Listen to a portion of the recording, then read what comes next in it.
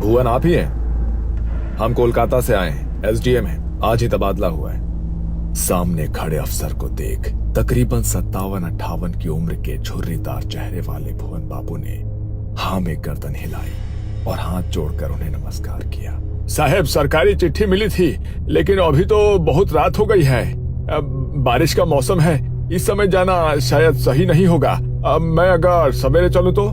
बाहर गाड़ी में परिवार साथ है, अभी इतनी रात में कहाँ जाएंगे हम लोग? आपके लिए सरकारी बंगला तैयार करा दिया है साहब, आज ठीक समझे तो रात यहीं पे बिताए, नहीं तो जैसा आप कहें।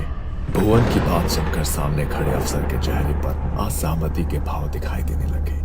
ठीक है, मैं आपको बंगला दिखा देता हूँ। इतना कहकर भुवन ने अपना पुराना ऐनक आंखों पर चढ़ाया और छाता लेकर घर से बाहर निकल आए। गाड़ी में बैठो, बाहर बहुत तेज बरसात है। साहब, नदी के रास्ते से जाना होगा।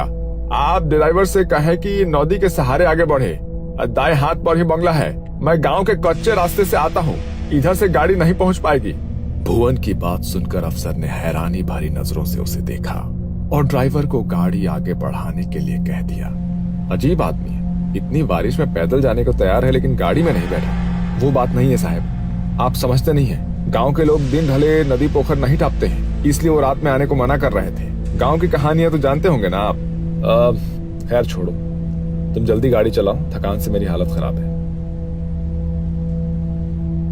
वो देखो भुवन काका। सुगंधा की बात सुनकर सभी चौंक कर नदी के किनारे देखने लगते हैं। सचमुच ऐसा लगता था कि भुवन नदी के किनारे किनारे चल रहा। ये लो, भुवन तो इधर से ही आ रहा है और तुम बोला कि ये लोग नदी पार नहीं करता। अगर इसी रास्ते से आना था तो हमारे साथ क्यों नहीं आया? लेकिन ये पैदल इतना जल्दी इधर कैसे आए? तपन ने फिर से गाड़ी से बाहर की ओर झांका, लेकिन इस बार बारिश की तेज रफ्तार और गाड़ी की स्पीड के कारण उसे स्पष्ट कुछ नजर नहीं आया। कुछ ही देर में वो लोग एक सरकारी बंगले के सामने खड़े हुए थे। तभी पीछे के रास्ते से छाता लिए भुवन भी वहां आ जाता है। भुवन ने बंगले का ताला खोला और तपन बाबू उनकी पत्नी और बेटी को बंगला दिखाकर खुद रसोई की ओर आगे बढ़ गए। काका, आप इतनी जल्दी यहाँ कैसे पहुँच गए? हमने आपको नदी के पास देखा था। क्या? मुझे?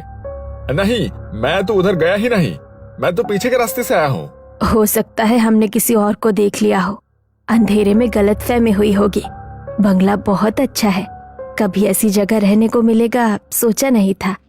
गांव से दूर एकांत में नदी के किनारे ऐसा लगता है किसी और ही दुनिया में आ गए। मंदाकिनी, सुगंधा, इंद्राणी और तपन को बंगला काफी अच्छा लगा था, लेकिन भुवन किसी और ही सोच में गुम था। उसे समझ नहीं आ रहा था कि आखिर इतनी रात को खराब मौसम में इन लोगों ने किसे नदी किनारे देखा होगा। अब मैंने चाय बना दी है, आप लोग पी लीजिए। मैं बाहर सर्वेंट क्वार्टर में हूँ, कुछ परेशानी होगा तो बुला लीजिएगा। और हाँ, एक बात और, बंगले से नदी का किनारा सुंदर जरूर दिखता है, लेकिन आप उधर ना देखे तो बेहतर होगा। मतलब इतनी सुबह नजारा कोई क्यों नहीं देखना चाहेगा? कहने का मतलब है कि बारिश का मौसम है, गीली मिट्टी फिसलन के अलावा पानी भी बहुत है, तो आप उससे दूर रहे तो बेहतर होगा। भुवन अपने कमरे में आकर लेट गया था और लंबे सफर से थक कर आया तपन का परिवार अपने अपने कमरे में जाकर आराम करने लगा था। सुगंधा के कमरे की खिड़की से नदी का किनारा साफ दिखाई देता था। अपने कमरे में आकर वो नदी की ओर देखने लगती है। कितना सुंदर शांत नदी का किनारा है। इंद्राणी, इधर तो कितना मच्छी होगा ना। मैं कल जाकर मच्छी पकड़ कर लाऊंगी और ताजा ताजा मच्छी भात बनवा कर खाऊंगी माँ से। लेकिन वो काका बोले थे नदी किनारे जाना सही नहीं है। तपन बाबू पत्नी के साथ कमरे में सोने चले गए थे और इधर दोनों बहनें अपने अपने कमरे में आराम करने के लिए आ गई थी। छोटी इंद्राणी तो बिस्तर पर लेटते ही सो गई थी, लेकिन सुगंधा न जाने क्यों देर रात तक अपने कमरे की खिड़की से बाहर नदी के पानी में गिर रही रिमझिम बूंदों को देखती रही। अगली सुबह सुबह नदी की तरफ कोई गया था क्या?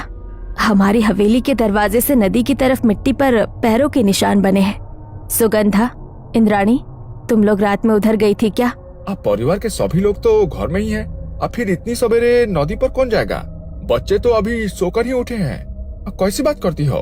भुवन बाहर जाकर उन कदमों के निशानों को देखता है जो वाकई नदी के किनारे से हवेली के दरवाजे तक दिखाई दे रहे थे। ये किसी इंसान के नदी की ओर जाने के नहीं, बल्कि नदी से हवेली तक जाने का निशान है।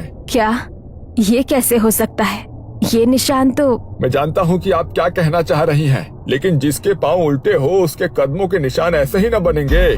भुवन के शब्द सुनने के बाद घर में सन्नाटा पसर गया था। सुगंधा और इंद्राणी काका की बात सुनकर घबरा गई थी। ये किस तरह की बात कर रहे हैं आप? अरे बच्चियां है, घबरा जाएंगे ना। बेकार की बातें छोड़िए और बाजार से कुछ खाने का सामान ला कर दीजिए, बच्चों को भूख लगी होगी। मंदाकिनी की बात सुनकर भुवन काका चुपचाप बाजार की ओर निकल जाते हैं।